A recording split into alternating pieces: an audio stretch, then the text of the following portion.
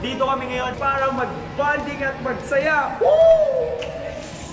1, 2, 3. Ito po, nakaganyan. Titingnan niyo po yung mga target. Ayan, puro zombie po sila. Ako lang yung heart. Kasi ako yung Mr. Cupid niyo. Shoot ko lang yan sa mga hearts.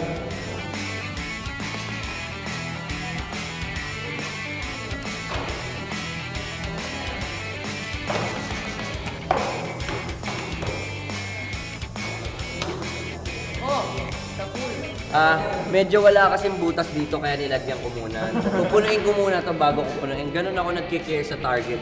Ayoko talaga manakit ng mga hearts eh. So talagang dito lang ako sa labas. Mabait din ako sa mga zombies. Tinamahan ko na agad siya sa bullseye.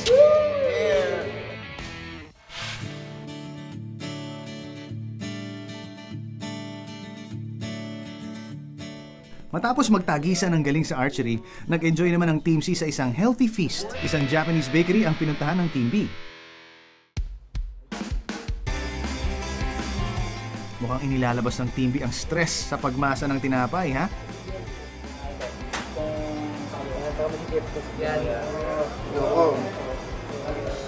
Tingin ko naman po yung naging baking activity namin nakatulong sa pag-relax namin, sa vocal rest po, sa pagbabond namin together. Sobrang saya po, sobrang nakaka-enjoy. Siguro mas magiging masaya pa po kung nandun po si Kuya Martin. Pero nag-bake po kami para sa kanya.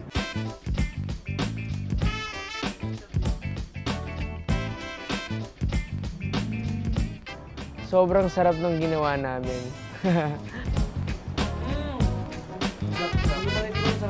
Ang Team A painting class ang naging bonding. Madali lang siyang gawin, basta follow nyo lang may yung instructions na sabihin ko. Para lang tayo nag-drawing lang. Mukhang kinaril ng ating artists ang painting session na ito.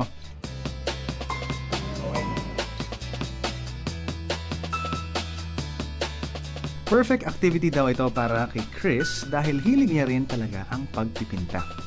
Talagang interest ko po talaga sa arts kasi ginagawa ko talaga siyang libangan pag wala pong ginagawa. So, nagdodrawing po, nag-sketch po ako, nag-charcoal po ako.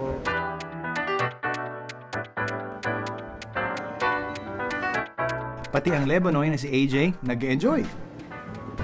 I used to paint noong bata pa ako. So, na-miss ko, sobrang na-miss. So, I let it all out today. At pagkatapos ng ilang minuto, kanya-kanya na silang pabida ng kanilang obra.